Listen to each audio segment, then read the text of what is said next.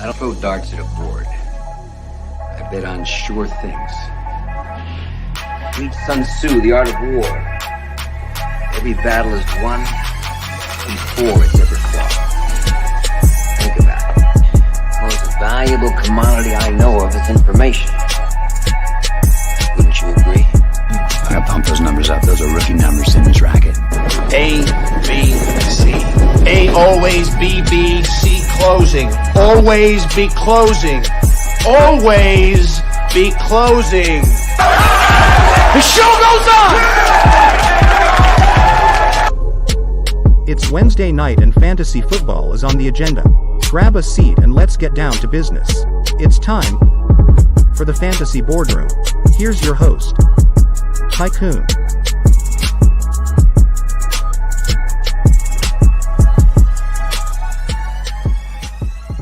And welcome to the Fantasy Boardroom. I am your host and fantasy CEO, Tycoon. Tonight we've got yet another very special episode for you. With me tonight, I have two of the founding members of the Get Right Fantasy Network. They are an all-inclusive fantasy football site. They are the creators of Friday Night Mocks and the Tournament of Champions. They are Anthony and Dustin, and we are going to lead in with Mr. Dustin. How are you tonight, sir? What up? What up? What up? I have to do that. Had to throw it in. Of course. Got to stay on brand. Hey, I'm good. I'm happy to be here. The best dressed person in fantasy football. We probably talk fantasy football 7 days a week. So easy. I'm glad we finally get to do it on camera. Same as well, man. I love the conversation we typically have. It gets pretty out there at times too with our group, but no, it's definitely great to be able to finally do this on camera and actually throw it in a little more serious light here. Well, not too serious. We're here to have fun. It's fantasy football, but to bring a little more direction to our league chat ramblings, so to speak. Love it. And we're also going to have Anthony from Get Right joining us here in just a little bit. It's an interesting week for scheduling, both on my part and for Anthony and Dustin. So we're trying to make sure that it all works for everybody and you get to enjoy all of us. So that's why we're going to begin with Dustin. We'll bring in Anthony and we'll hopefully get through most of this before Dustin needs to, be a proper family man. So, so tonight's episode somewhat is proper. Hey, I'm trying. Hey, being there for the family. That's key. So, the theme tonight for our episode is strategic planning, and that is a very literal theme, title, and topic for today's episode. We're really going to focus on a discussion of draft strategy and going into your upcoming league drafts with a plan. Excuse me. So we're going to focus on core concepts, just your basic fundamentals going into a draft, some overall larger strategies, and then we're going to talk about a little bit of 2021 specific plans for your upcoming drafts. And following that, we'll do a quick little dive. We'll do the Park Avenue Journal and have a quick update on headlines in NFL and fantasy. So I think we're just going to dive right in here, Dustin. And first things first, like I said, core concepts, fundamentals. You guys running the Friday Night Mocks have obviously, and as experienced players have strategies in mind, definitely have preferences, and certainly have fundamentals that you follow going into each draft. And now have seen the way a large variety of people, hundreds of people come through your mocks at this point. So I'll just kind of start with you and see, what are a couple of the just most basic core fundamentals that you hold going into any fantasy draft? And for now, we're going to assume one QB PPR, not Superflex. Gotcha. So before we even get into concepts, one thing that I feel like people need to know is and this should be like, everybody already knows this kind of stuff, but know what kind of league you're in, know who you're with. Sometimes you got the homers in your league, you know who they like, but I'm breaking down the first thing. If you invite me in a league, first thing I'm doing is I'm breaking down the point system. I want to see who's getting what. what's my quarterback getting? Is it PPR? All that kind of stuff. So if it's not out there, sometimes you just get a link and you're like, yeah, cool. I'll join it. I don't care how much money it is, whatever. I think that's one of the most important things. And then one thing I've noticed with myself is I'm ever evolving. So I'm without getting into core concepts, because we'll get into that, where I'm just like huge running back guy. Give me every running back. I need all of them. Last year with COVID kind of broke me. It was just something new.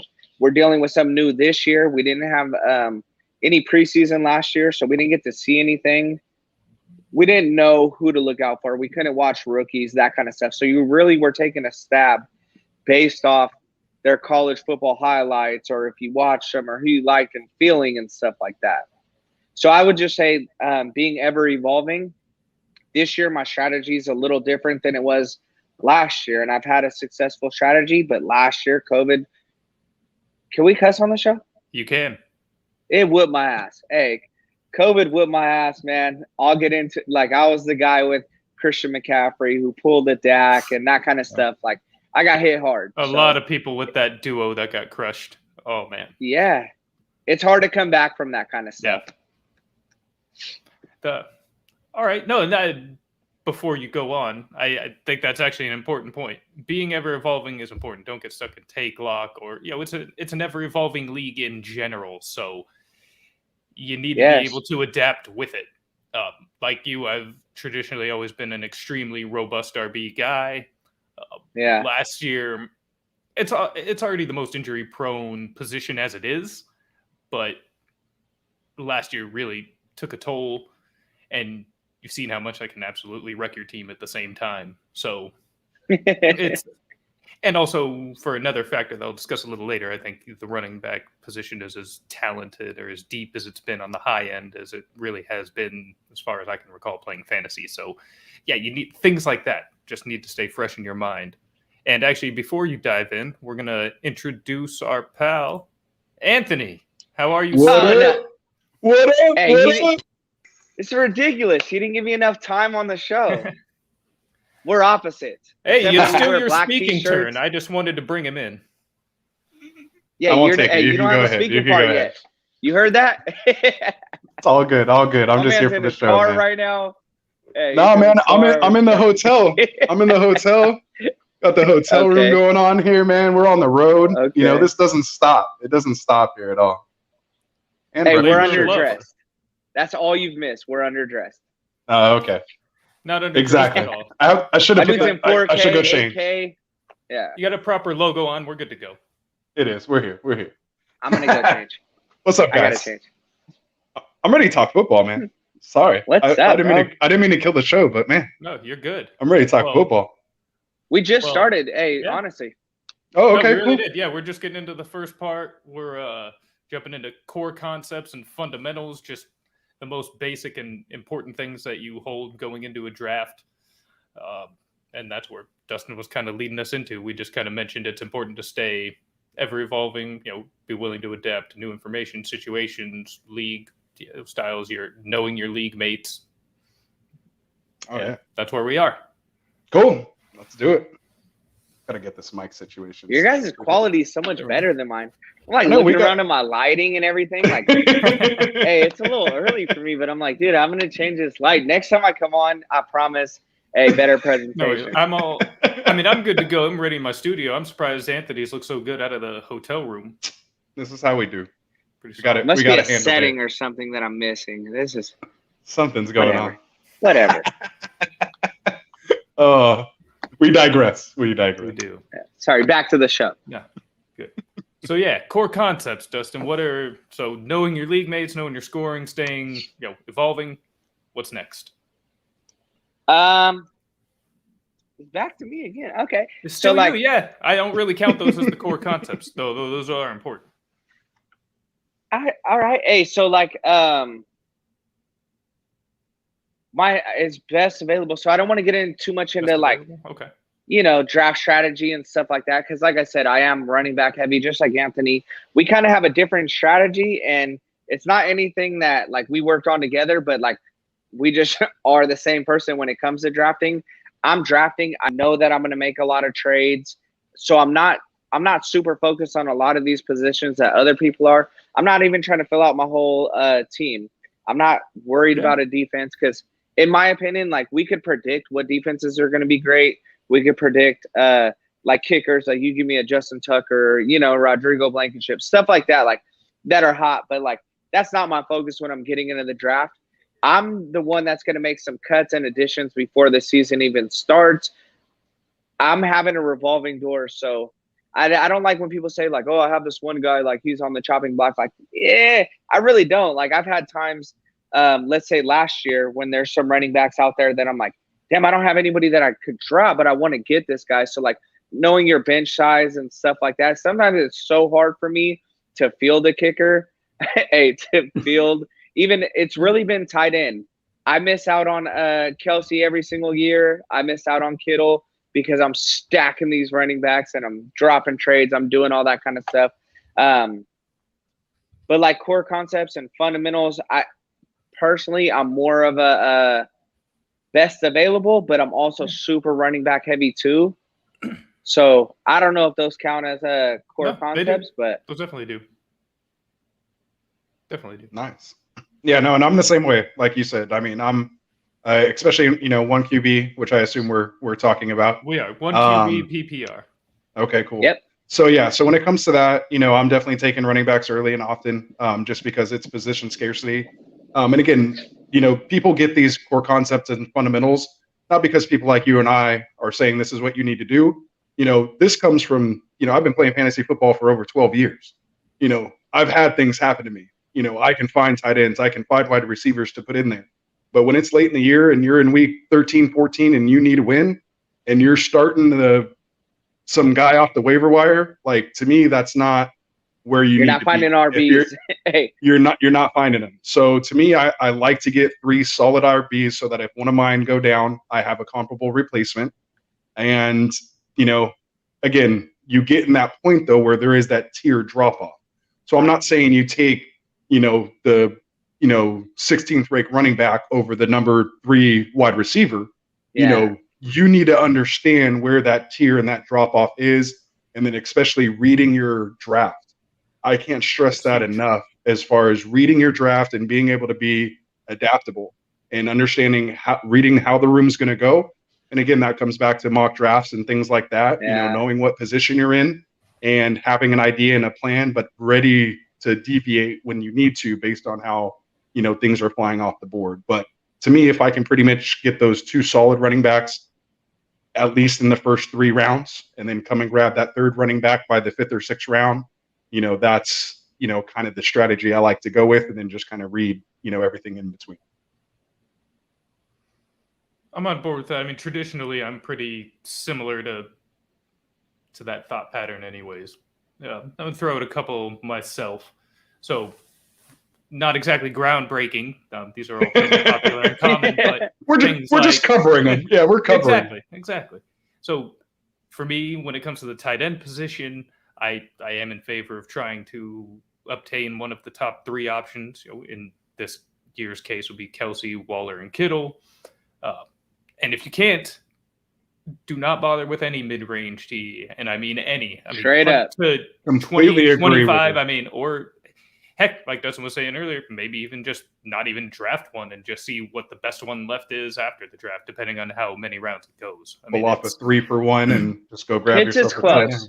Yeah. It's but yeah, there's really no real difference from TE4 to TE20. I mean, it's negligible. Yeah. I wouldn't say negligible, but I mean, Exactly. with the other value that you're passing up in those mid rounds, you're just killing your team. You're better off just building out your depth. Tycoon hit it on the head. Yep. No, I was watching that episode. If you guys didn't watch, go back and check out his episode where he was talking about that, man. That was that's the stuff right there. Yep. The only one I'll say, Pitts, he kind of gives me that. The unknown. It's the unknown. He got drafted so high. He's doing stuff we don't know. They lost Julio.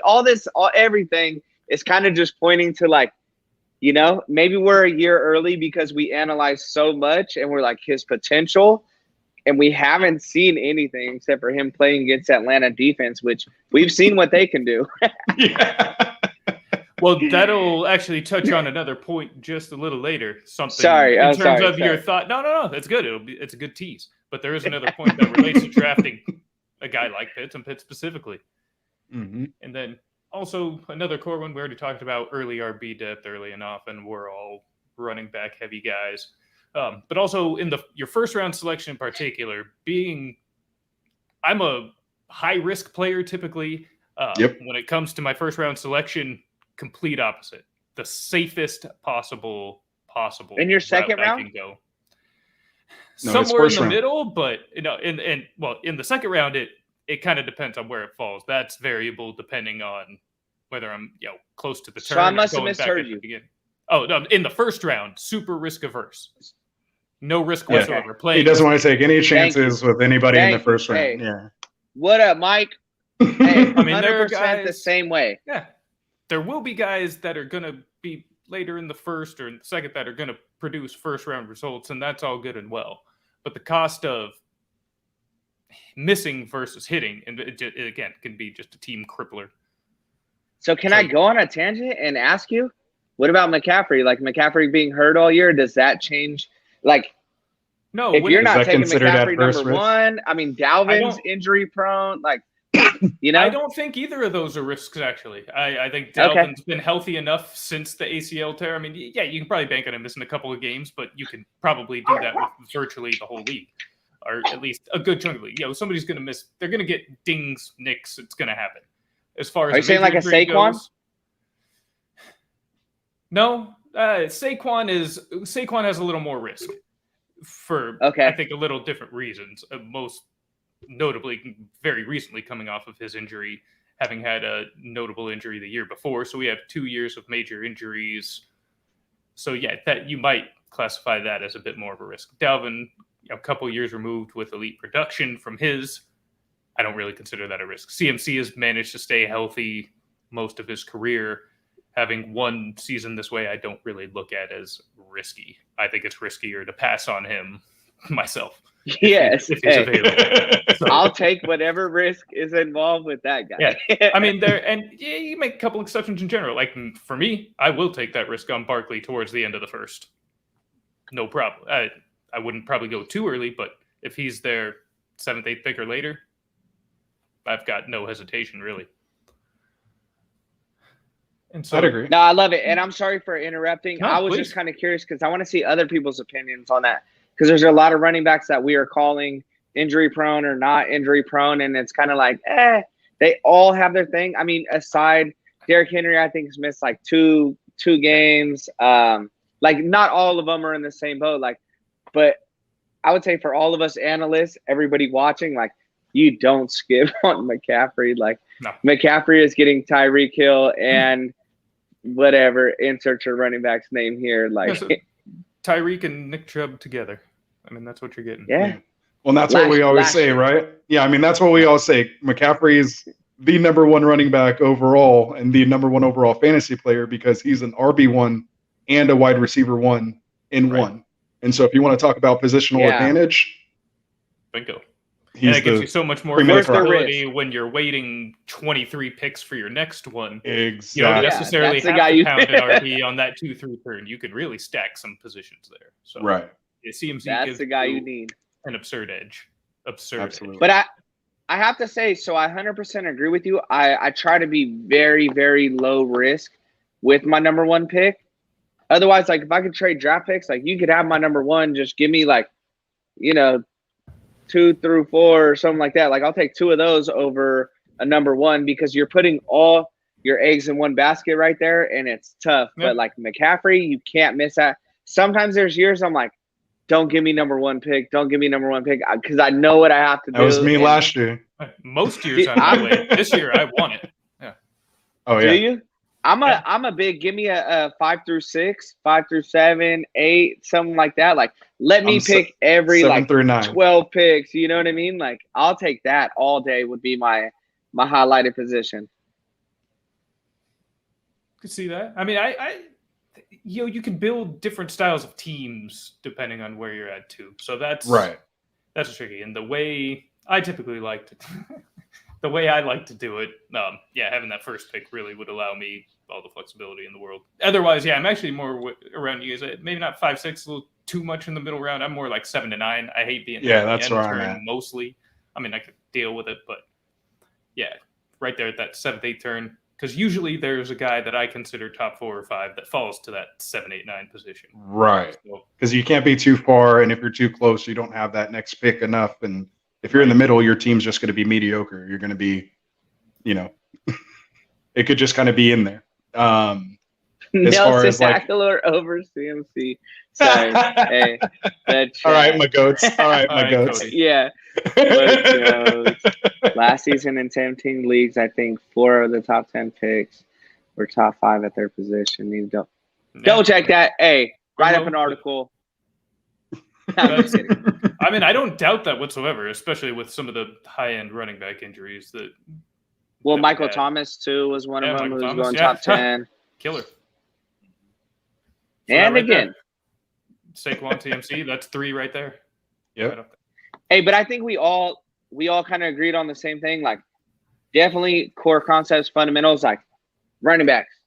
Give them to me early and often. If I could snag some of these guys, I do. Again, I've changed my strategy. I like a tight end. If you're gonna give me a Kelsey or something like that, I'm not gonna get him in the first like 10 picks, anything like that. But like, I'm adjusting. I'm growing.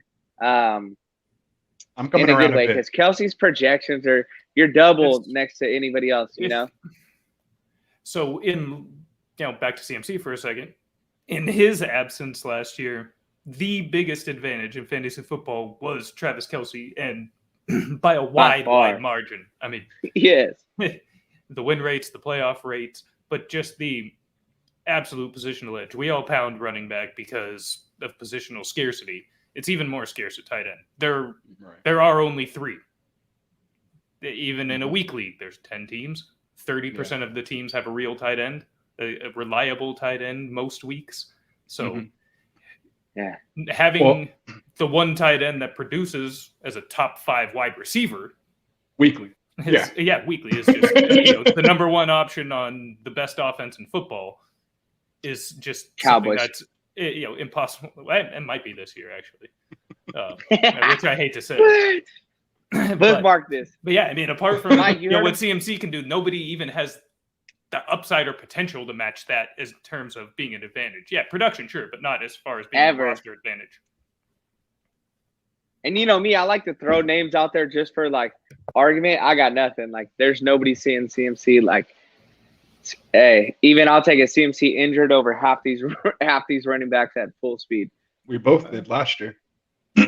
I traded. Traded my whole for bench him early in the year, and then it's that high risk. It's that high risk play. That usually most people say don't trade for. I mean, that we're not talking trade. We're supposed to be talking draft, but normally don't trade for those injured players is what everybody says. But when you have a chance to get the number one ridiculous guy in football, you gotta live a little, roll the dice. So, perfect segue right into the final core concept here. That's going to sound weird after we just talked about being risk averse in the first round. Be risk heavy from the 3rd round on is what I would say. Risk heavy, high upside. That's not playing for second place. Nope. That's exactly what you're going to get if you're go just big or go home. The chalk every time. And that's still where it don't comes like to a Kyle Pitts type pick. That is high risk. That is high reward. That is a guy you're going to have to spend a 4th round, 5th round if you're lucky. I was like, I'll take him in the 5th, but most leagues it feels like that's not what's going to happen. Yeah, he's going 3rd or 4th typically. So yeah, if you got to spend a 4th round pick in him, which I would not advise doing for any tight end outside of the top 3 though. But if he does become, say, the tight end version of Justin Jefferson last year, that's a steal. And those are the kind of players that win you leagues. And somebody's going to get him. Somebody is going to take that chance. Now, I'm not necessarily saying take the Pitts chance specifically, but I'm saying you have to have at least a couple of those high upside shots, possibly even maybe reaching around for them, depending on where in the draft we're talking about. Or else, you're just going to end up with a good, not great team. Maybe you'll make the playoffs, but unless you get extreme playoff luck, you're just going to be sitting there thinking, if only I did X, I would have won it all. Exactly. So I think high upside, high risk is necessary for actual glory. Yep. And I'm the same way. Go ahead. No, I was just going to say, hey, he brought up a good point. We're not going to know who that person is. But there's a certain amount of risk too. Like, okay, Justin Jefferson, yes, he was a diamond in the rough. People found him. We don't know who that person is going to be. So I kind of want a steady workhorse of where I'm at. So like, it's cool to take a risk. For me, I see a lot of people who will take multiple risks. Like I get into 4, 5, 6, and I'm going to take a couple rookies and all that stuff. I'm going to keep pounding this pavement. I have two things. Like I still do reflect back to them because, you know, you got to know your past and all that kind of stuff. I'm not looking way too heavy into 2020 season. And I'm not drinking the rookie juice yet. So like perfect example, now we're getting training camps and I got quote tweeted today by a guy who was mad because they were like, oh, Elijah Moore made this amazing catch. And I'm like, yeah, but he is playing against the Jets defense. So like, I get it. Like, hey, I get it. Like we know there's certain people that we think like people are really high on Najee, all that kind of stuff. You know what I mean? Like we're trying to find that value. Najee is going to be going in first, second round, something like that. Like you'll see it. He goes to for sure second, right? But you'll get to have crazy Steeler fan. But that's all I'm saying. Like me, I want consistency as much as I can get. And I'm trying to get out of my head, like, the injuries. And that's why I asked that question about McCaffrey. Like, myself personally, like, should I look at him? Like, do I get a Derrick Henry? Do we think he's going to regress? Derrick Henry's for sure, like, he's actually increased every single year, like, over 400 yards every single year that he's been in the league, I believe it is. Do I think he's going to do that again? Like, man, you'd be breaking some records if you did. Right. But let him drop. Let him regress 500 yards over a season. And my man's still at 1,500. Like, I'm cool with that. And you got receivers that spread it out a lot more.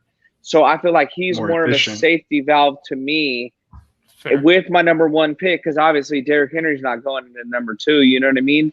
And then as far as letting stuff go, like Ezekiel Elliott, like last year was, hey, I'm Cowboys, obviously. Like, we were beat up, you know? Like, our offensive line was beat up. Everybody, like, we were missing Dak. We were missing all this stuff. Like, does he come back to where he was? We see the videos. He's eating it up. I know you guys want to tear me up about this, but, like, I look at the Niners. He's playing against the Dallas defense. No, exactly. Hey, I'll even put that on the Cowboys. I'm watching CD highlights, and I'm like, yeah, hey, makes sense, you know? Like, it makes a lot of sense. If he's like, not, then yeah, we have issues. Catch by CD, I'm excited because I was like, hey, these guys didn't do that. Hey, he didn't do that to them like 7 times during this drive. Like, so I take that. I'll even take it on the chin on my own team, and that's what I was trying to tell the Jets fan. Like, I'm not. Hey, my team had the worst defense in the NFL. Like, but yeah, sorry. I digress. No, I don't know. good. I don't know. But that's why I like Gibson so much because he gets to play those Cowboys twice and the Eagles twice. But you see him doing something in camp, well, he's doing it against the Washington defense. Exactly. In the league, so you can take that one. You can count on that. Hey, I'm not even gonna lie. Hey, Washington football team. Like, I can say a lot of bad things about them, but that's a solid team. We don't know. Obviously, they got new quarterback over there, so let's see what happens. You know. Yeah. Fitz magic. Yeah, not new to football. Just new to the team. What goes on with the offense? I'm not banking it as like a for sure improvement. Like, this is just going to be so much better than it was previously. But that defense is going to win them 8 games by itself. I mean, easily. With the 7, imagine if they pull off a trade for Xavier Howard too. Can you imagine? Oh my God! Hey, can you imagine? Nobody got 8 wins in our division last year. You freaking won it with 7 and 9. Hey, we got the bonus game this year, though. That's what I'm saying. Yeah, so you could do it. You could get to 8. You got extra. Possibly. Hey, the tiebreaker in the NFC East is gonna be like, who's gonna win that 8th game and win this division, and then maybe go on to win the Super Bowl the way it is. Hey, Washington's running away with that division. It's all who's beating Tom Brady this year out of the NFC East? Nobody, dude. The NFC. Nobody. Agreed. The NFC. Well, now that Rodgers is back, I guess there's a little more juice. But man, the NFC is not as strong as it has been the last few years. It feels like. But anyways, I don't want to get into that talk. We got draft strategy. We'll save We're that way for off. later shows. Later shows, yeah. We're only What on happens one when you put beat. us together, man? We got football tomorrow, man. I can't take man. it. I can't take it. I'm so excited. Peak. We agree, excitement Mike. time. Mm-hmm. Yeah, top defense in that division for sure. I think a good chance at top defense in the league. We'll see where that goes. But they're going to be top 3 or 5 at absolute worst. Yeah. Still not drafting them. No, not until the 14th. Yeah. No. Like maybe they'd be in 14th. In leagues yeah. with defenses, there's always a group that reaches for them way too early. They'll take that top. They're going to defense go in like the the 11th 10th. round, and like, oh my god. Those are the people that I'll can't literally find the grab value. Adrian You know, they Peterson, can't Frank find that Gore. value. That's true. I'll grab Adrian Peterson or Frank Gore before I pick up Washington in defense. Frank Gore is eternal, so that's a good idea. McGoats, Uh, you're going to be a depressed fan for a No, I long was like, time. I mean, Yeah, they're going to win a go on. game or two if that's what you're talking about, but a championship, not so much. Very Hey, we'll post that likely- picture. Actually, they might not make it to the NFC title game this year, so say that's where they're going to lose. But they're going to lose in the divisional round. It'll be the Niners again. It'll be Gotcha. Niners Bucks in the title game. Don't worry. Hey, let's let Dim Boys.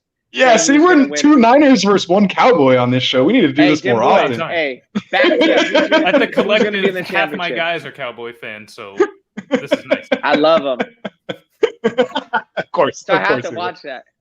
will. Hey, mute Mike and do. get to Dim Boys. Tell them who's going to win the NFC championship. Who's going to win the AFC championship? Is that what you said? No, NFC. NFC. Yeah, we San Francisco. guys all know you're drinking from the same. What do they call those cauldrons out there in Well. Texas? What are they called? Wells. What are they called? That's Where an you from? unsubscribe. We don't need For you, us, goats. not for you. We don't need. Yeah. Oh, you're yeah. Don't unsubscribe to the boardroom. You can unsubscribe to us, but don't. Oh, no, I'm talking. Hey, you shit can't too. even have AKA in your name, Ant. I know, Oh, right? yeah, you stole now. that. I'm taking Tycoon's name here now. That's kind of See? your idea. Yeah. So I'll digress on it. I think they know who I am now. I'll take it away. That's funny, man. So what's next, man? We digress So, again. yeah, This is what let's, happens when you get in with us here, man. This is No, it's good. we go off It's the rails. natural. It flows. It's nice. This is how creativity works. Hey, hold on, guys. Oh, you can drop him out for a second. Probably getting a phone call. Who knows? Never know.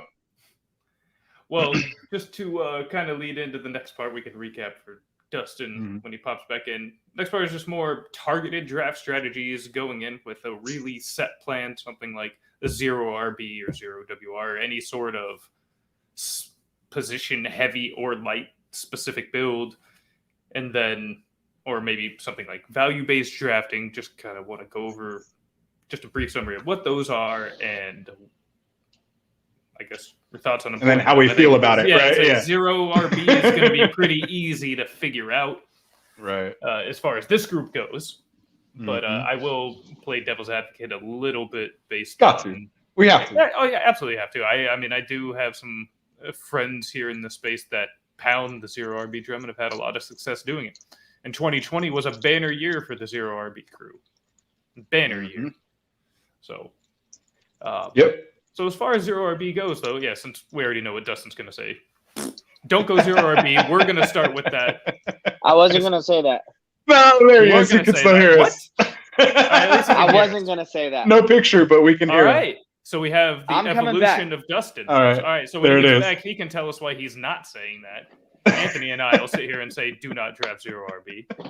But the idea is essentially you're punting the position for at least the Right. first 6 rounds or so in order to build If you're going true, really, zero. true 0 RB. A lot of people say they're going 0 RB and pick one in the 4th, and that's, if you take Travis Etienne at 4.3, that's not 0 RB.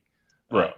What we're talking about is, Ronald Jones is probably your best case at RB1 if you're Right. taking this strategy. So, but doing that in favor of building a truly elite wide receiver core plus a top tight end, maybe you're taking a quarterback a bit early, so you have a top quarterback as well, and then just kind of seeing if you can follow those injuries to those top running backs. That's part of the reason I don't really like 0 RB, is it is predicated on hoping for injury for other players Right. or for your targets to be valuable. However, that does happen, and so if you're And it trying to works. plan around that, I can Yeah. see it. So yeah, if you do that, and if you did that and you hit on Mike Davis and grabbed Myles Gaskin later, you probably had a James great- Robinson. James Yeah. Robinson. You probably had if you had Mike Davis and James Robinson and didn't I pick had your both. first running back until And McCaffrey, yeah. But if you did that in combination with not picking your first running back until round 6, so you also had Tyreek Hill and Stephon Diggs and Allen Robinson as your wide receiver crew with those guys, you crushed your league. Oh, yeah. So there is merit. it. Especially in a PPR. Yeah, especially in a PPR. But I think it's just not necessarily our style. Yeah, like I don't even know if I could pull it off correctly. I've tried in a couple of these mock drafts. I'm like, I'm going to go crazy. I'm going to do what these guys do, and I'm going to get the Kelsey Mahomes stack, and I'm going to take multiple quarterbacks and all that kind of stuff.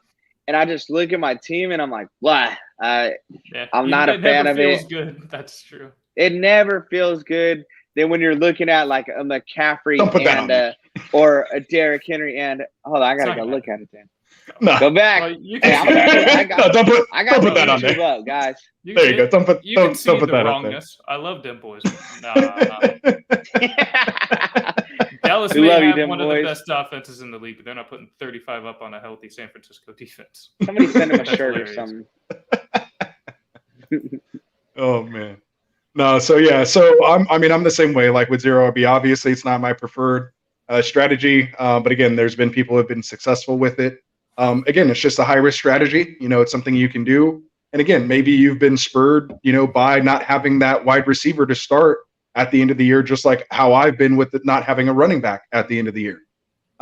Never. And again, I've never had that. Because for me, I used to actually go zero RB when I first started playing fantasy. To me, again, especially if I was late in the order, 10, 11, 12, I was probably the first one in our leagues that had been around maybe for about 6 years in my home league. I was the first one in those leagues to do a zero RB for the most part, take 2 wide receivers in the first, 2 rounds. Typically they're on the turn is when you do it because that's how you can get the best value. You know, you're probably getting 2 top 5, wide receivers at that point. So again, you just have to know how and when to do these strategies, and you have to be ready to do it. But again, if somebody falls to you late, that you can get, again, it's just about, knowing your rankings, knowing, whatever list you're working on, and just understanding how you have to build the rest of that team out. Right.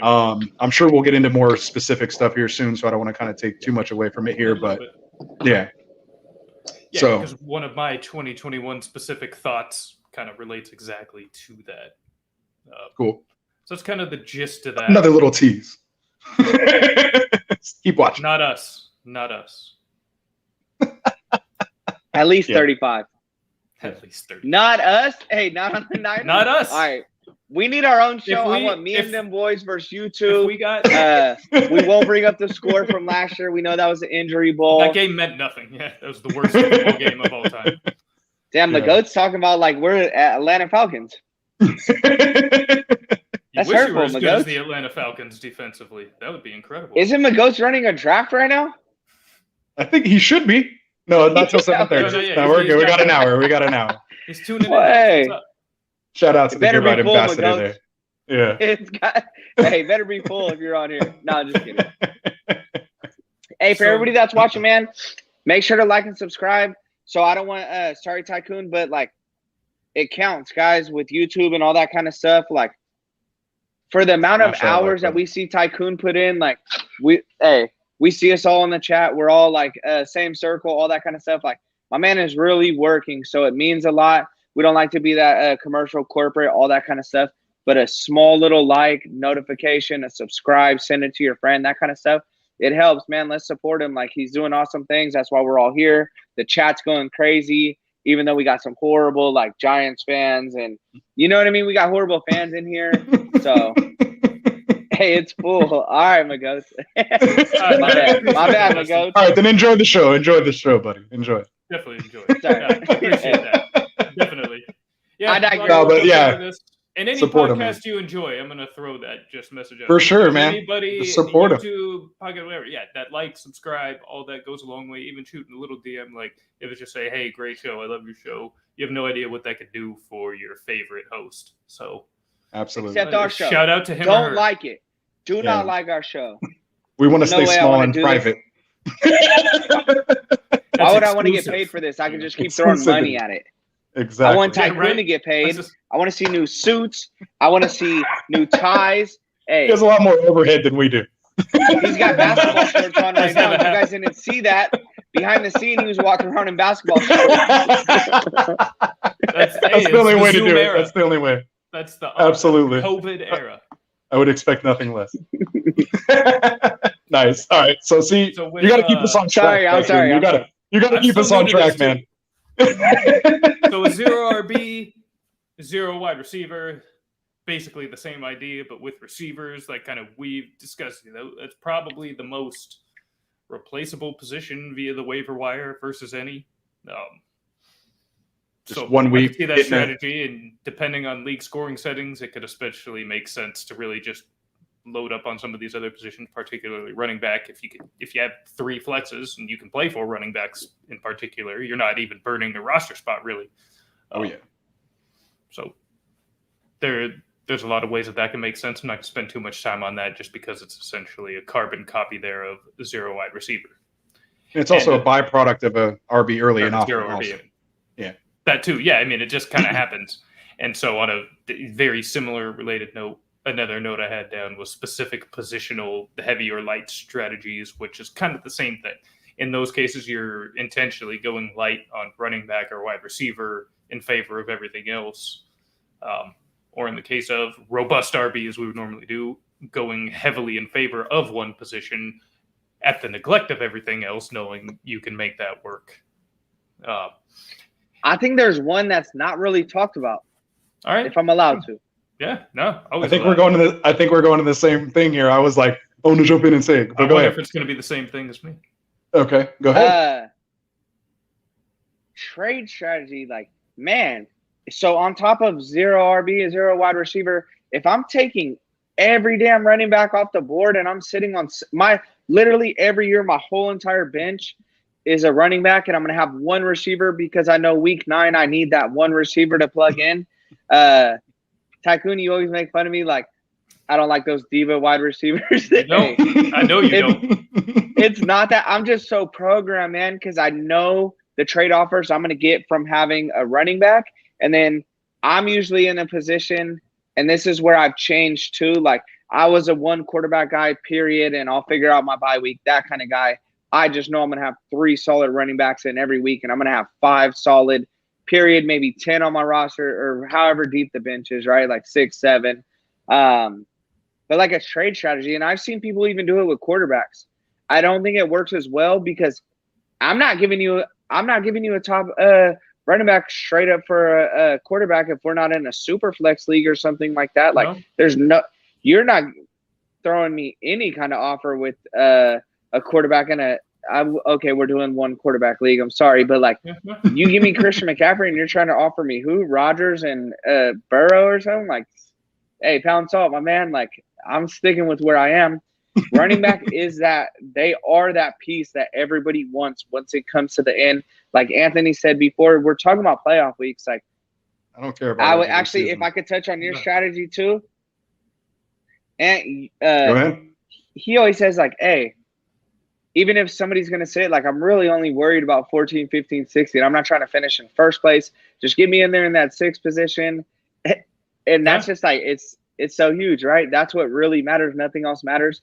A lot of leagues don't pay if you get first place to end the year. And a lot of people that end in first place in the year, you got to watch out for that 4th or 6th seed, whoever's that last person who freaking. Got to watch out for me. Yeah, dude, because they did everything they could to get in there, like, and they made the trades and do it. They got hot at the right time, and it's just like the NFL. It's just like every other sports that we watch. Those are the ones I'm scared of. That's why I also take a lot of splits. I mean, hey, you give me down to the championship, I might split with you. Along with those big core guys, people who had Kelsey combined with like a Montgomery or Jonathan Taylor who really ate up late season. I mean, probably had a lot of success. So yeah, no, that's key. And another back to the core concepts. Pay attention to playoff schedules for your teams. We don't know how every defense is going to look, but if you see somebody who's facing Washington and Indianapolis in the final 2 of the final 3 weeks, probably trade them off. Yeah, get your value. Trade them off. So there are like high-level inferences you can make. Hey, bye weeks is another one I would say for core concepts. Hey, don't draft. My literacy when I'm reading it doesn't make sense, but once we talk about it, like, hey, I'm picking up what you're putting down, Tycoon. Hey, bye weeks is huge, but literally, like when people are thinking about it's week 9. They're thinking about week 10. Like, start looking at weeks 14, 15, 16. That's when you know who the defenses are. You know who to watch out for. Like, get rid of these guys. If they're big name guys and you're not going to be able to run, like, obviously Cowboys defense is probably going to be number 1 this year or something like that. Like, you don't want a guy that's playing against them in 15, 16 in playoffs. Gibson. I thought I snuck that in. Gibson gets Dallas, Philly, Dallas in the playoffs. That's why he's my number 1 running back this year for playoffs. And that's what I mean by that. Yeah, so straight. Take that out. Cut that out, though. I forgot. I didn't want to actually say that. Cut that out. No, everyone's going to be targeting Gibson now. Look at it. Mike I don't have enough viewership, so don't worry. Okay. Hey, we're fixing that. We're fixing that. Read what Mike said right now. No, 4th place has this won is very 6 important. out of my 7. Yeah. So, like every sport, you don't play for the regular season. Yeah, sure, it's nice to finish first, possibly even second, depending on league setting. Or yeah, it would have to be second if you have 6 playoff teams. You get a bye. That's great. You don't have to stress over week 14. Right. I'd rather have to take my chance at week 14 and know that the guys I have are set up in great situations for also weeks 15 and 16. Or in this year, it's going to be 15, 16, 17. But you get the idea. Right. So that's extremely important. Hey, I'm looking better. I cleaned my lens while. Oh, is that what happened? You just got a bunch of pocket lint on your lens there? Buys go. I'm an oily guy, bro. Honestly, I don't even consider buys when drafting. Like, no, not at all. Whatsoever. Because I'm going to trade half my team anyway, so much, we'll figure that out later. Roster churn that's going to happen that I don't. Yeah.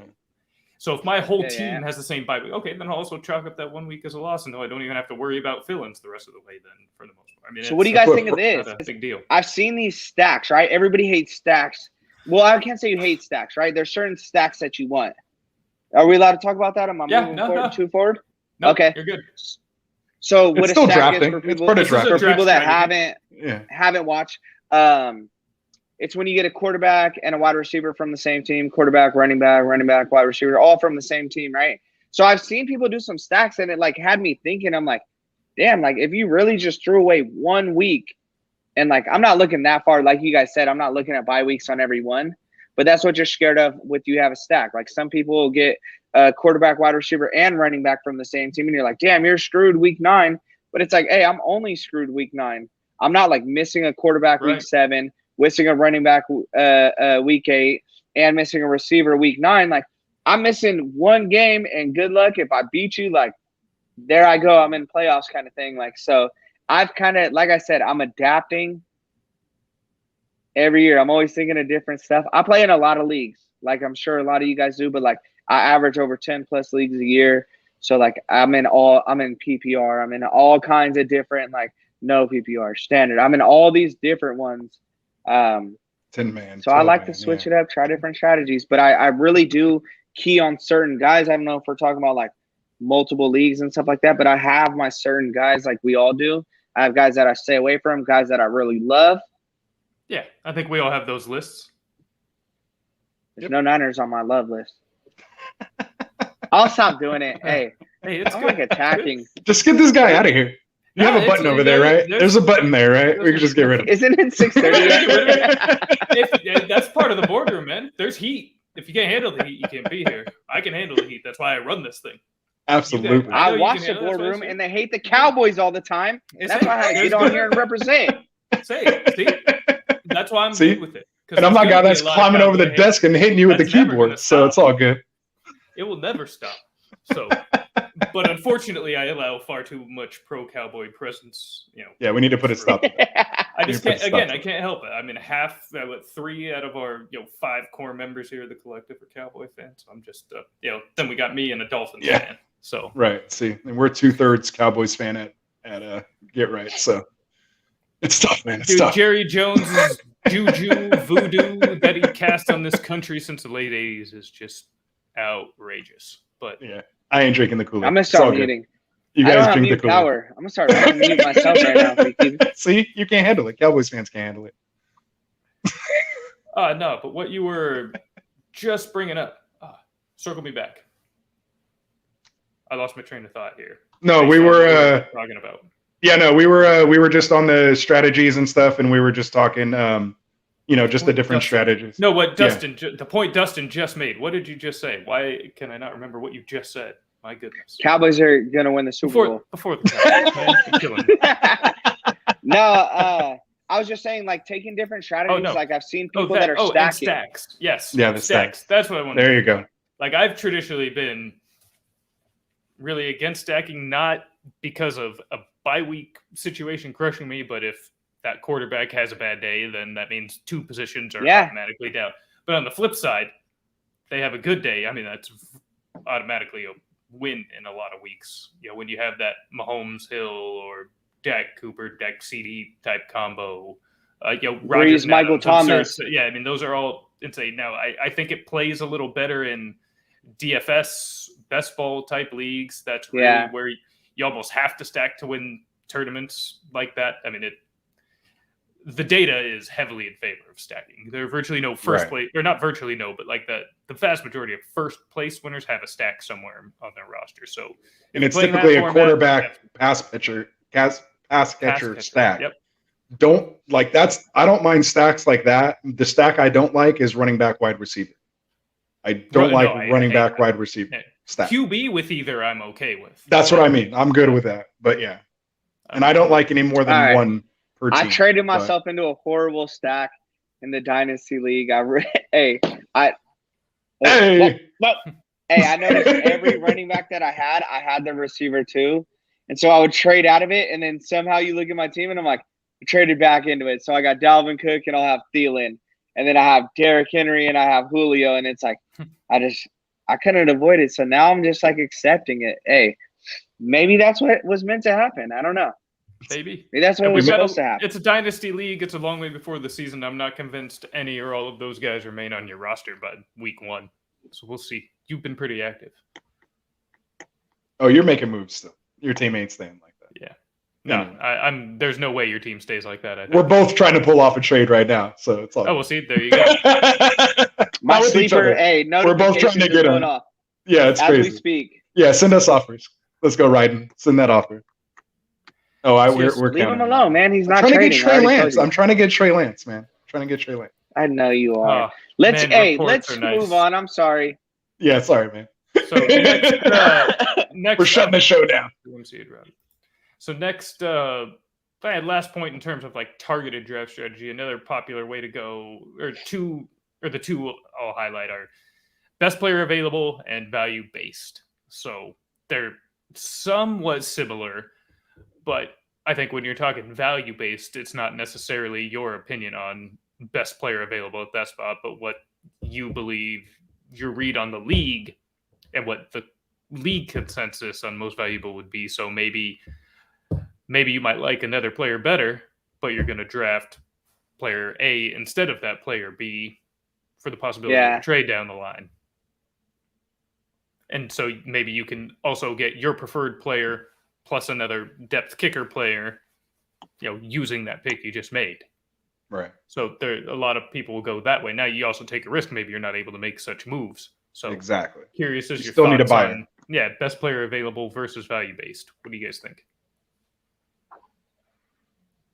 I'm best player available in my opinion, but if running back to me is more valuable. Their tiers are a lot higher than a wide receiver tier to me, and like tight end, like literally, like you put Kelsey way up here, and then it trickles down to what we're saying is the number 2 and 3, which is Kittle, Waller.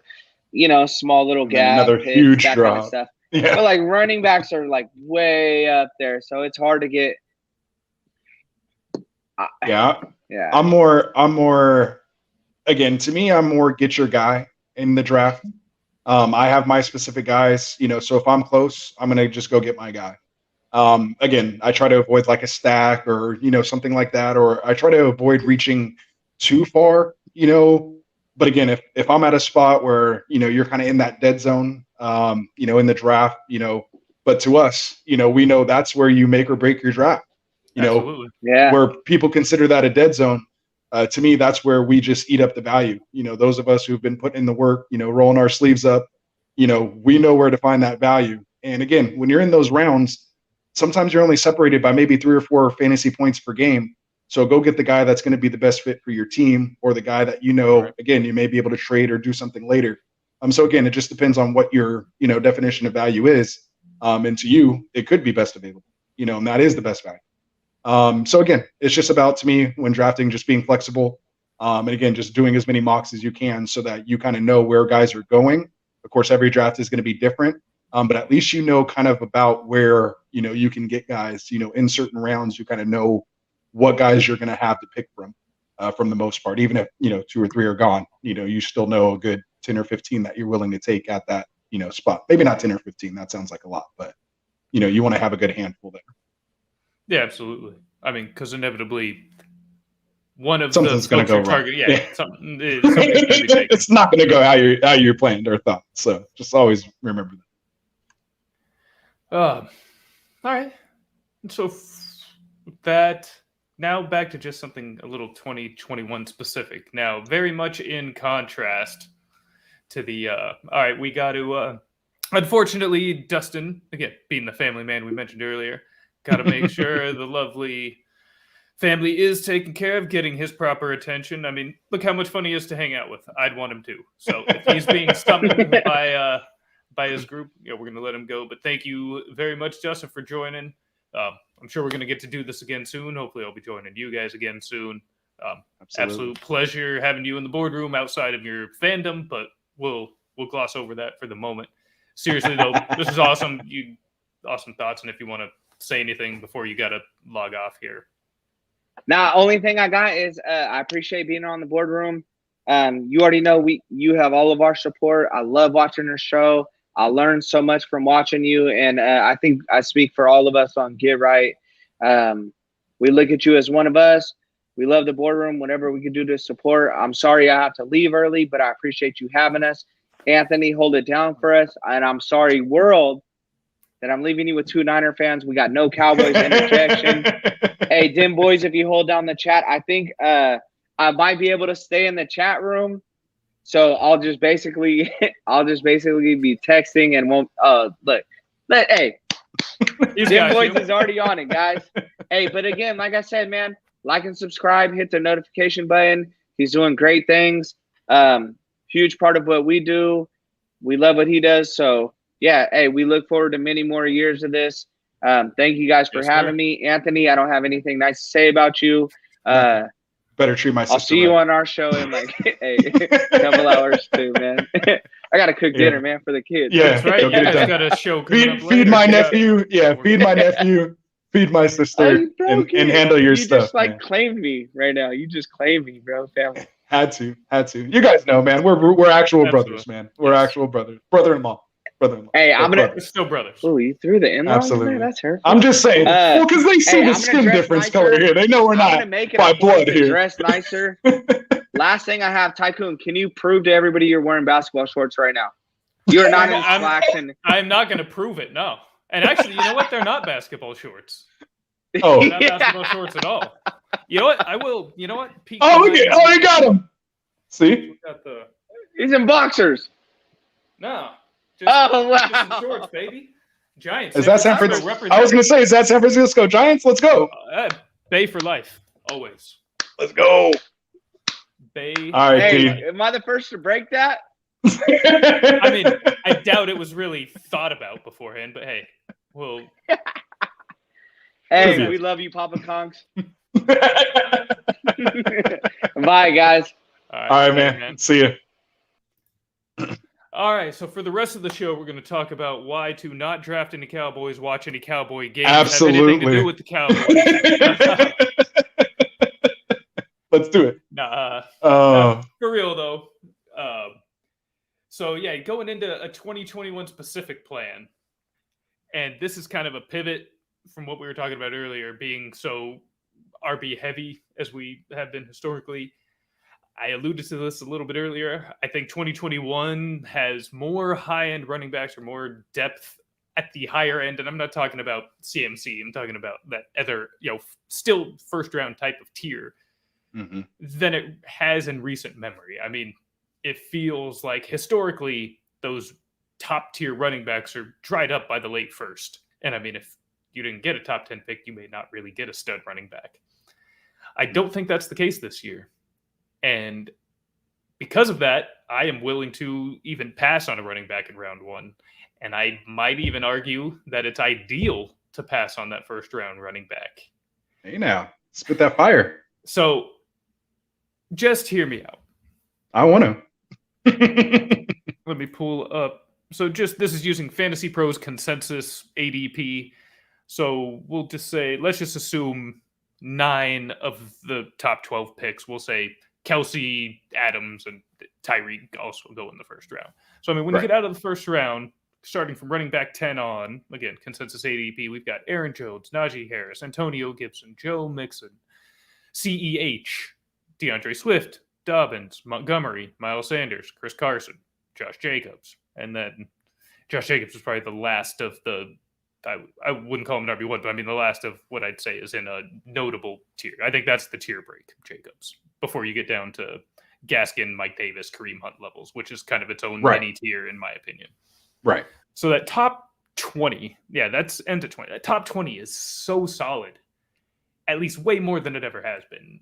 Right. So I think it gives you the flexibility to get yourself that number 1 or 2 at a position there in the first round. Be that person that takes Kelsey or Hill or Adams or Diggs or whichever your preference is at that top end of that position, and then double back, hit running backs in round 2 and 3. I mean, I'd be thrilled to go Travis Kelsey round 1, late Sam the 9th pick, come back around with Gibson or Swift as my RB1, and then come back around and get Montgomery as my RB2. I mean, that's filthy as far as I'm concerned, and I think that's going to look much better than, say, I don't know, Nick Chubb, and then, say same thing, Gibson. Okay, so well, what if you go Chubb, Gibson, Montgomery, though? So that's where I'm, again, I want to let you do your, you have your take first, but I want to go against that. So no, please do. So, okay, so you could go that way.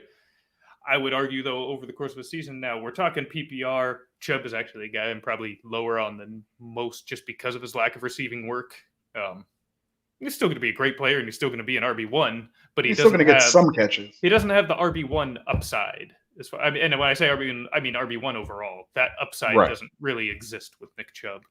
And while he may be more likely to be that top 5 guy than some of these other guys, kind of like we talked about risk earlier, there's no chance. Like, I think Gibson and Swift are my 2 favorite the examples I would continue to use for this is they both have that upside. Now, how likely they are to get there is a whole different story, and we can make different arguments. I know I'm a lot higher on Swift than you are, for instance, but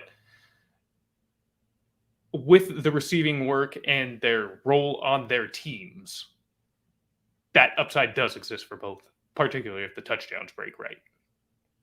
Right. So that's where I lean with that. So I would still look at something like Kelsey instead of Chubb in that format or really anybody outside of CMC. I mean, over Barkley, Elliott, anything, I would prefer that. Right. Yeah. To me, like, again, when you're in that spot, and you're at that 10, 11, 12, I think that's where you can consider it. I think in one of our mocks, I've taken Kelsey as early as 6th at the 1-6 just to see, what I was able to do. It didn't work out too well just because, again, it was at 6. But again, when you move him, so it gets tough just because you're not getting that Gibson and that, then getting Montgomery there at the end. If you're drafting in the second part of the first round, I would agree. It's much easier if you're going from like 8 to 12 versus anywhere before that. That's true. And ideally 10, 11, 12. Like the best drafts I've seen with Kelsey and all of our mocks. I don't know where even that even came from. It's not even my normal accent. But where I from all the mocks that we've done, on Get Right for our Friday night mocks, when I see Kelsey taken at 10, 11, 12, that's when I've seen, basically an A draft. I've seen people be able to pull off an A draft with getting Kelsey as your number 1 pick. Early on, I was challenging people, to be able to do that, show me that. And they have, I've seen it happen. Now, of course, a lot of things need to go right. Sure. And people make other picks wrong or, they're reaching or doing other things. But again, that's all going to happen in your draft for the most part anyway. Bingo. Exactly. So people are going to make mistakes. They're not going to be drafting as often as you and I are. And, all of our, people here have been redraft since April. They're not going to know and they're going to make those mistakes, reach early. When you're on a clock, 30 seconds or a minute or 2 minutes, you have all that pressure. You're trying to check everything out. People are going to make mistakes. Right. That's going to happen, and so that's when you can capitalize on it. And again, take some of that risk. But like you said, at first, don't take. If you're in that first round, don't risk that first round pick. So if you get to that back end of those, back end, RB1s that have some question marks, why not take a Kelsey? Whereas, again, barring injury, that's with every player. We can't keep saying that on every player that we talk about. Yeah, injuries, just unless they're just truly injury prone, which is thrown right, or they're already hurt, like Thomas or something like that. Yeah. So then everything we say is out off the board. But like you said, get Kelsey. Like, I'm fine with that. I've come around to that because of, like you said, there's less risk associated with that, and you can still get pretty much the same tier running back one and not take him there. Now, my only caveat to that is what I was saying prior to that whole spiel was, if I can get a Chubb and then Gibson and then Montgomery, I'm going to take that. Not only because if one of those guys go down, I still have a comparable replacement. I basically don't even skip a beat if one of those guys go down. But more importantly, like how Dustin and I were talking about before, our strategy and just our way to play this game is we trade, and we know the value that running backs have. You're not going to be able to do it week 1, week 2, but once people start rolling into bye weeks and they start seeing their guys aren't producing because they didn't make the right picks, because they're not getting volume guys, or they thought these RBBC committees were going to, produce the points that they were going to produce. And I'm sitting here with the RB1 on my bench, putting up RB1 numbers every week on my bench. I can flip that guy and get maybe a lower tier running back with a receiver and kind of double that position up. And then maybe take that, package it, and get the actual piece I need. So again, it's very high level. Again, we're on, we do this. We're on YouTube. We're talking fantasy. Not everybody can do that kind of stuff. It's taken a lot of time and it takes a lot of effort to try to pull trades off like that. It takes, consistent offering and, working with people. But again, I'm in sales. That's what I do for a living anyway. So for me, it's just another day at the office. It's how I play the game. It's how I like to play. And again, because I want to get those guys I want to get. And I know the value that running backs have in this game. So again, last year I had my strategy. I ended up trading for Kittle and Christian McCaffrey in the same league because I did pick up James Robinson and Mike Davis, in addition to all the other 4 running backs that I had drafted anyway. So again, when you play the game like that, you can set yourself up. And again, it's just whatever risk you want to take. I'm good either way. I'm good with 3 running backs or Kelsey and the 2 running backs. Just remember, your RB3 is going to be hurting at that point, though. If you're one of those running backs go down, you're not going to have an equal replacement. You're going to have to trade off Kelsey or somebody to make up. You won't. Although I would say I do agree. Season-ending injury. Try to cover that. Well, yeah. Not even that. Just that's because of just the amount of quality running backs there are. Most teams are not going to have that. If 2 or 3 even have 3 adequate, true, like where they can lose one and still kind of replace with little effect, that'd be incredible if there were even 3 of them. I was going to say, really max you're only going to get about 3. Yeah, because again, so that's already half. Yeah, that's half of the top 20 that we're talking about. So there's not going to be many teams. So you're going to have that advantage. And again, maybe someone's hoarding wide receivers and, because they picked 2 wide receivers early and then there's no running back depth at the end of the draft. So they're just filling the rest of their roster with wide receivers because that's all that's left that have any value to your team. So now they're sitting here stuck with 7, 8 wide receivers. And again, that's why I'm not about picking wide receivers early, even if they're studs. Like, I'd rather just get those running backs and fill my roster out with wide receivers later and trade out of it. So anyway, I apologize. I got passionate there for a second. That's the point. That's why you're here. That's literally the reason you're here, is to do what you just did. Otherwise, I would have to kick you out of the boardroom. So, exactly, right. So I'm just holding my spot now. So I'm going to push back a little more on that, though. So actually, let's do it. I would say tight end is the way I lean Kelsey specifically in the first round. Right. I still think that's such an amazing edge. That's the way I would try to go, more so than wide receiver. Now, while to a degree it is maybe the most replaceable position via waivers because just more of them are playing on a given week, it's a pass-heavy league, they're out there. actual solid target share, number one, and targets in general, actual performance is understated. I think it's a false idea to look at. You can just get a receiver later on, to go pick up your LaVisca or whatever later on as your WR. Oh no, that sort of thing. Like that's just not it. I mean, the guys like I'm talking Adam Deontay Hill, Johnson. I'm Diggs, okay with a wide receiver one. Mike Evans in the 5th round. I can work with that as my wide receiver one. Maybe even if I'm real desperate, Thielen as your wide receiver one. Again, if you have 3-4 running backs and you get Thielen as your one, and then you come back and get, who else would be kind of in that 5th, 6th ADP area, you can still get maybe even a Claypool or, somebody like that, there in the 6th. And I'd be okay with that. If I had 3 stud, again, Gibson, or what did we say? Chubb, Gibson, Monty, and then Mike Evans or in Deontay Johnson or something like that as my first 5 picks, like, get out of here. Like, I'm okay with that. That particular build would be pretty nice. Hard to argue. You can put some stuff, and maybe you have a DK or a Diggs or something. Again, it just depends on how you want to play. Yeah, I do. I just think general perception is that there's not as much of a difference between, say, an Evans and a Diggs or a Hopkins or whatever. Whereas I think there's a massive difference. I think that's the same as looking at Nick Chubb and Ronald Jones is the same. Right. I mean, well, not quite. That's a little extreme. I know what you mean. Because we have I know. consistency there from Evans. But, say, talking about Evans in particular, very touchdown dependent, particularly with Brady at the helm. Deontay Johnson, who I'm actually over the moon for. I'm obsessed with Deontay Johnson. He's my sleeper. I'd be like, okay, if he's wide receiver one, yeah. I'm honestly not talking about him all that much just because he's just, I'm swooping him up in the 6th, 7th round. That's what I mean. It's ridiculous. Notice how he was one of the first names that came out of my mouth. Salivating. Let everybody be excited about Najee. I'm going to keep riding Deontay. Right. But I do think that gap is so much bigger than just general perception. I think that truly dominant, those target hogs are not really there. Just like there's not that many bell cow running backs in the league.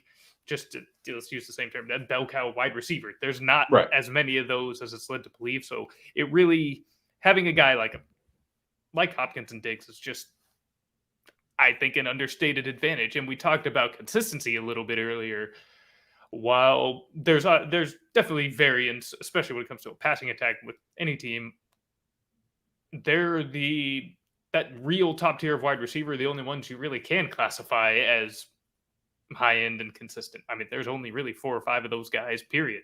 So again, back to positional scarcity, while there's more wide receivers that are playable, the amount of difference-making wide receivers is very low.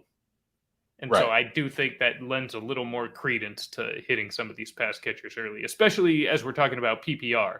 I mean, you're getting, with somebody like DeAndre Hopkins, you're getting 9 to 10 free points. That's like a whole extra position, basically. So if you have a couple of those guys along with, heck, let's even say we push it to 3 and 4, you're getting a Montgomery and a Mike Davis as your 2 running backs. Okay, maybe I don't know Mike Davis, but whatever. But you have 2 guys that are automatically getting 8 points before they even step on the field.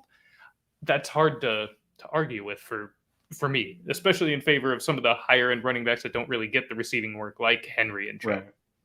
Now, see, and again, they fit the risk-averse theory that, or thought that we talked about earlier, true. Mm-hmm. But so do those high end wide receivers that are absolutely getting those free reception points. Right. Now, and here's why I feel, and I think I don't know if you heard, on I think I mentioned it maybe once before on our show. The reason again why I still would prefer that running back of even a little lower value over one of those, let's say we're talking about the top 5 wide receivers, why I would take a Gibson over a, let's say Metcalf. Or maybe that's probably about the same round there. But you know what I'm trying to say.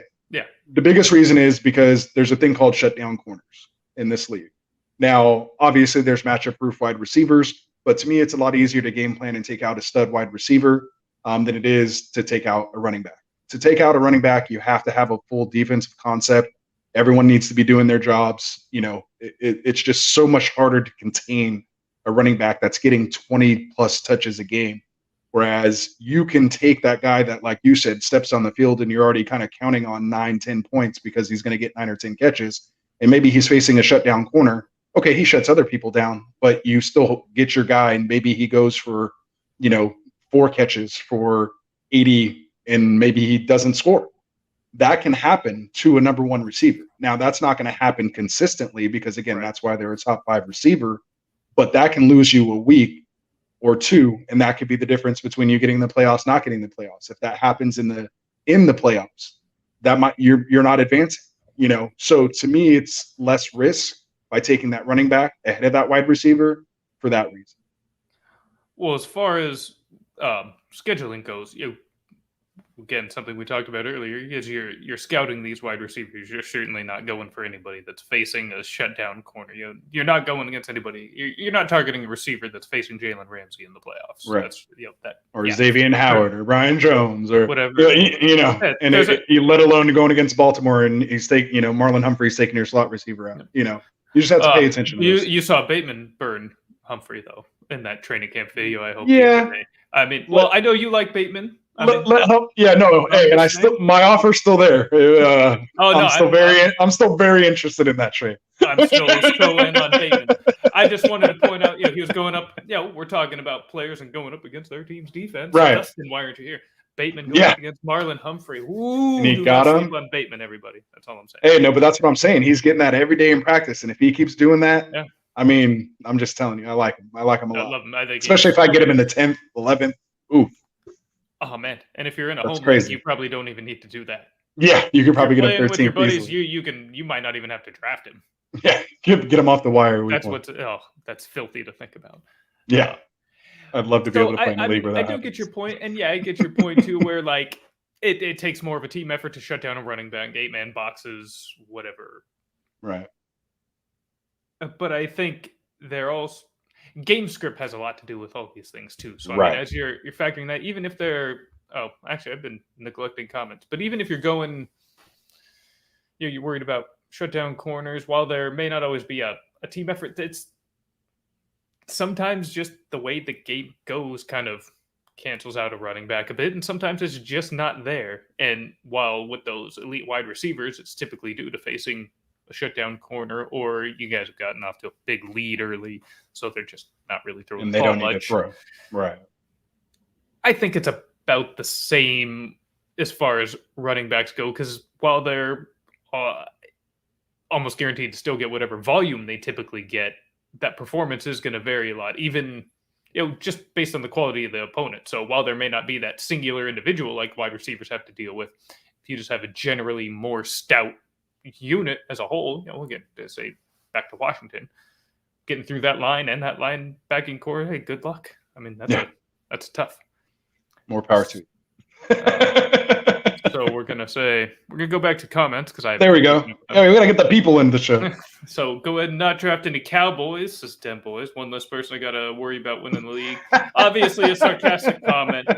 Because I do want the boardroom to be taken seriously, there are several Cowboys that you need to consider in your drafts this upcoming year. Draft Dak, draft Zeke, draft Cooper, and draft CeeDee Lamb, all with confidence. Just don't reach for any of them. But right around where they're going for all of them is, in my opinion, appropriate. Or pretty definitely close think there's to it. value there with Cooper. I think you mentioned that on one of your previous that's true. shows Cooper as well. is going a little bit later, and I for 2021 I still have Cooper over Lamb. I know everybody's really excited about Lamb, like I am too, and I'm sure you are too. I have them flipped, but they're like 4 spots away. Yeah. Okay, yeah. I mean, it's pretty negligible. Honestly, take whichever one goes second in your draft. Yeah, that's what I mean. Yeah. Let someone take one, and then you can go ahead and grab the other. We were talking about Evans earlier. Mike mentioned getting Evans everywhere in the 4th. Exactly. 5th. In the 5th, I love it. In the 4th, maybe not as much. It's more about the team than Evans, though, for me. Right. No, you didn't miss the Cowboy hate. There is perma Cowboy hate, so it is here for you, Dustin. It will always radiating off of the body to soak it in. Yeah, don't you worry.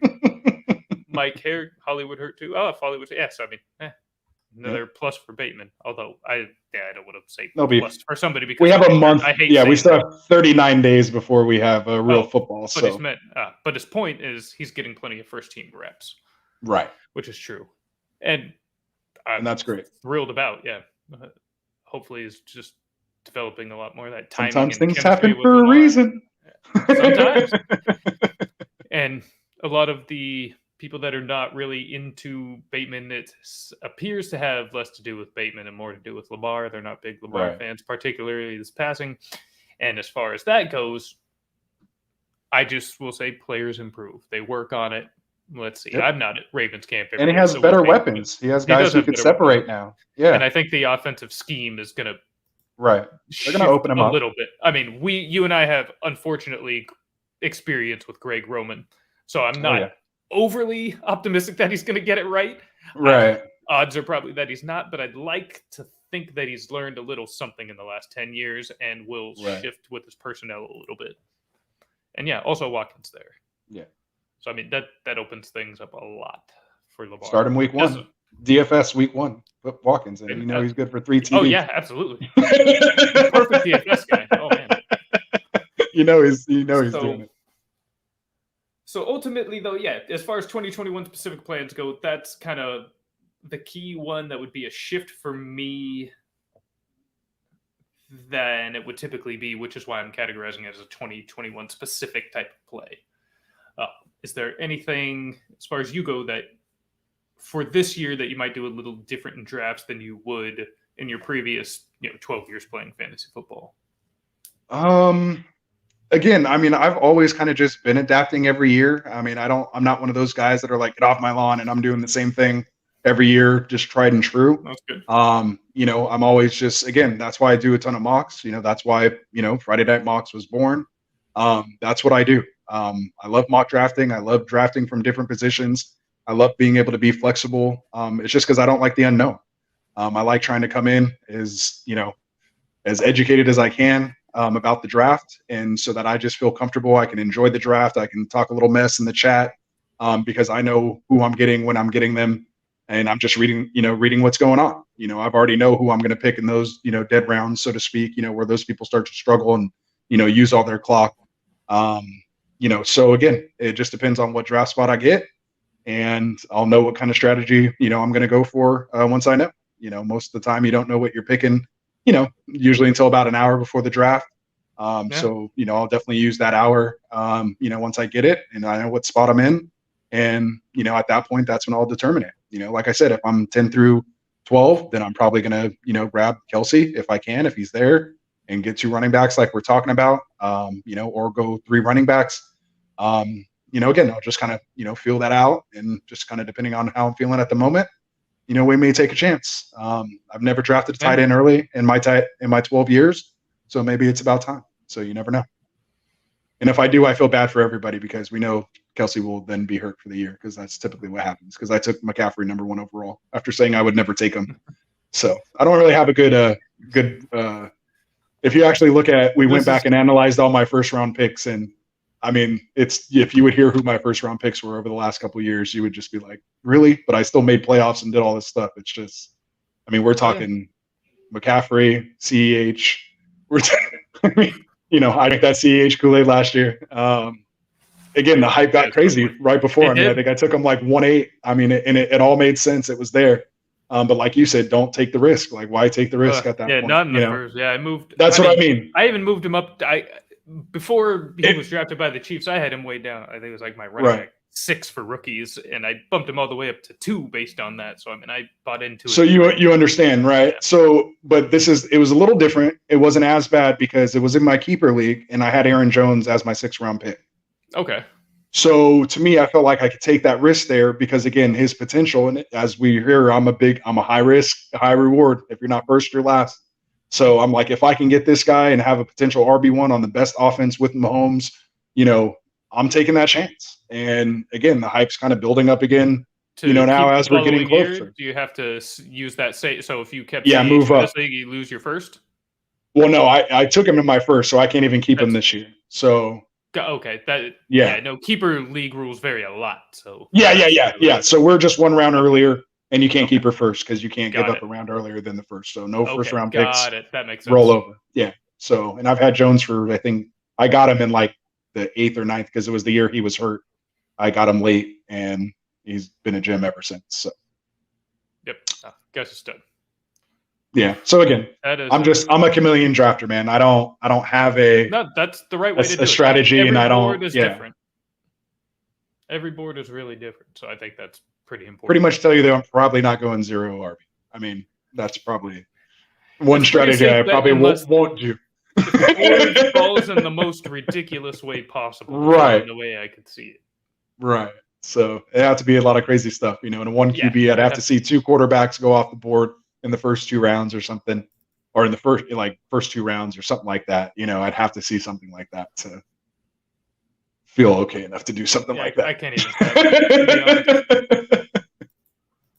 So anyway, so to kind of wrap things up, just want to go over some quick headlines with you. It feels like we've had a. Yeah, I didn't realize how long we're on right now. Shout out to anyone that's still listening to us. No kidding. We got 3 people right now. Probably got Mike and Dem Boys, and who knows, maybe Dustin. Probably Dustin, in, or maybe he popped back out when he realized, we're not hearing the hate anymore. I think he thrives on that a little bit. So, but no, we're getting a lot of. I mean, training camp is now in full swing, so we're getting a lot of various headlines coming out. Mm-hmm. I'm just going to start with our boy because we are 49ers fans, and that is Trey Lance is just wowing in camp from all accounts.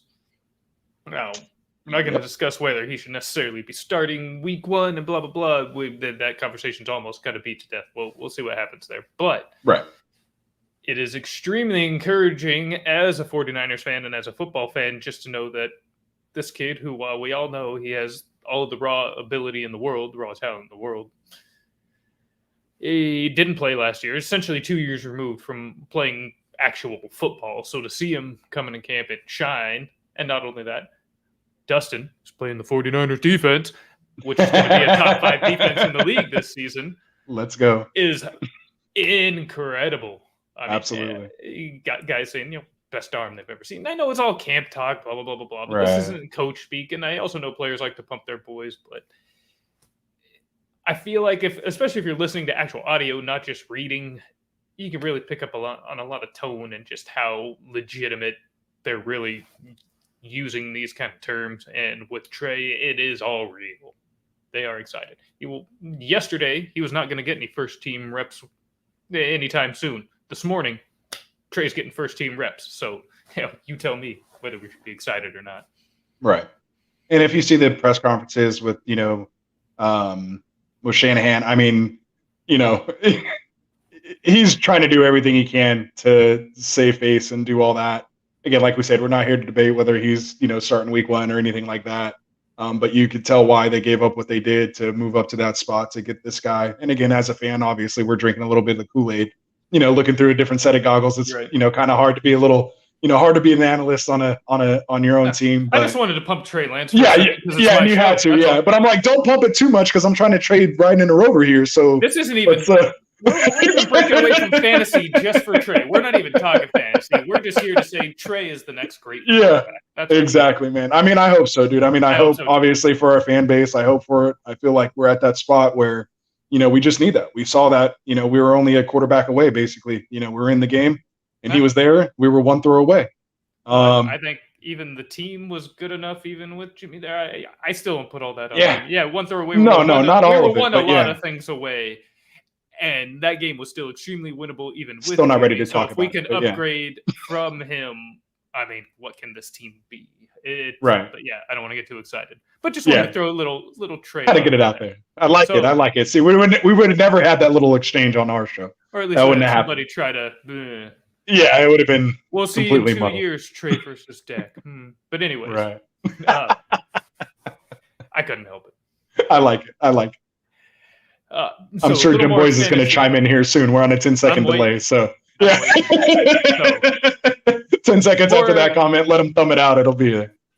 Some more fantasy relevant. Wentz as of last week, we knew about the injury. Surgery wasn't for sure. He's having the surgery. Carson Wentz is going to miss the first part of the year. How long? We're not quite sure yet. And 5 we to found 12 out weeks? yesterday. Well, 5-12 weeks from now is what Right. it supposedly is. So we'll see. I mean, that's a huge range. That's a 2-month range. That's crazy. Yeah. That's, Usually it's like better 4 to doctors. 6 or like. That's right. We need better medical professionals over there. Yeah. They're like, well, it is Carson Wentz. That's true too. So And 5 to then 12. exactly what I'm about to go into. Yesterday, we found out what Mike said. Quentin Nelson, same foot injury. And this is absolutely the bigger loss, in my opinion, because the most important fantasy asset that Indianapolis has is Jonathan Taylor. I'm a huge Jonathan Taylor guy, particularly Dynasty, but I think we were looking at another top 5 season from him here in 2021. And losing Nelson hurts a lot. Now, I don't think this means fade Jonathan Taylor myself. I'm bringing it up because I want to figure out your opinion here too. Yeah. But I do think, unfortunately, almost like Nick Chubb, just for a different reason, it caps his ability to be RB1 overall. Now, I think that's a challenge for anybody outside of CMC if CMC stays healthy anyways, but that upside still matters, as far as like all of the ingredients being right for that to be a possibility. And I think missing your best offensive lineman, possibly the best player on the entire team, regardless of position, for what's looking like probably at least the first month of the season, matters a lot. Now, will caution you to not fade Jonathan Taylor. Just going through the cesspool that can be Twitter at times earlier today, there's a lot of talk about moving Jonathan Taylor out of the first round. If you have the opportunity to draft him in the second part of the first round and you pass on that, I feel very happy for your league mates for, getting a free premium player. Last year, didn't have early workload, was missing Costanzo for a good chunk of the year, still finished as RB3 or 4. So don't fade Jonathan Taylor. He's still going to be elite, but it is important to note that this injury is going to have a little bit of an effect, and there will probably be against some of the stronger defensive lines. You're really going to miss his presence, and it's also really going to it's really going to be bad for Eason if he's actually playing while Wentz is out and they don't make some other sort of move. So you definitely need to factor that in. So even beyond Taylor, stay away from everything else Indianapolis, especially as long as Nelson is projected to be out, would be my opinion. What say you? Yeah, I mean, I have him at 8. I haven't updated my rankings yet, actually, here in a little bit since July 24th was the last time I did it. So I still kind of got to get Rodgers and Adams and all that kind of stuff. I just kind of wanted to wait. Yeah, that's what I mean. So I still have a lot of adjustments. I knew they were coming. So just kind of looking at it now, because I probably, need to get it done here soon with football tomorrow.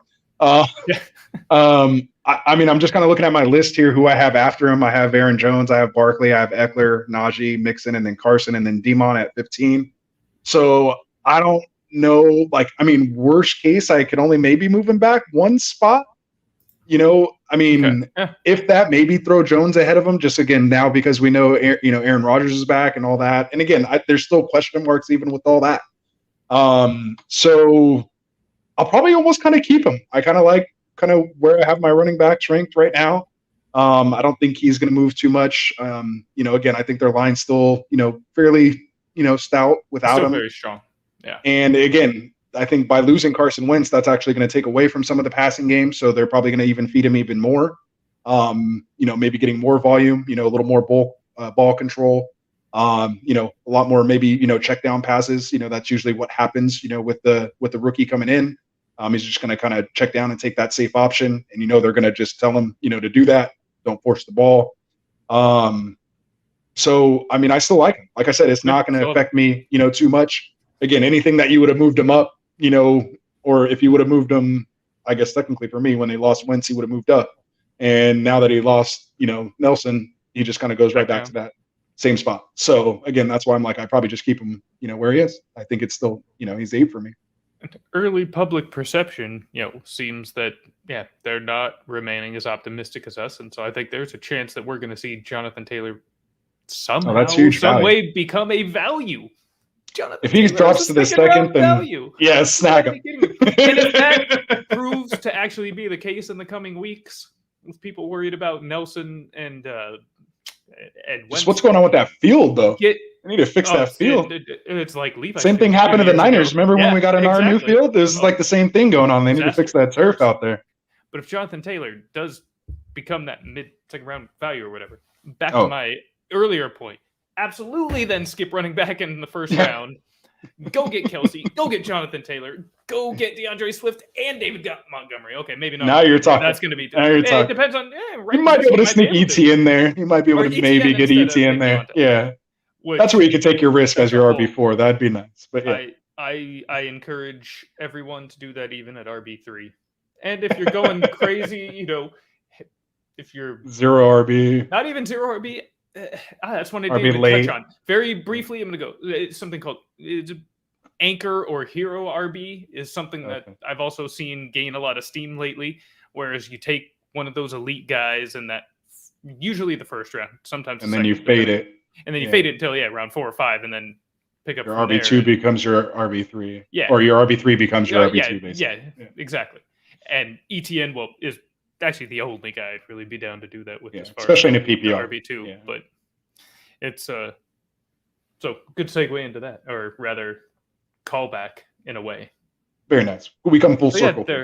Yes. There's that, and unfortunately, we're getting low on time. There's a whole mess of headlines. I would just encourage you to. Just means we're going to have to do it again. We are going to have to do it again.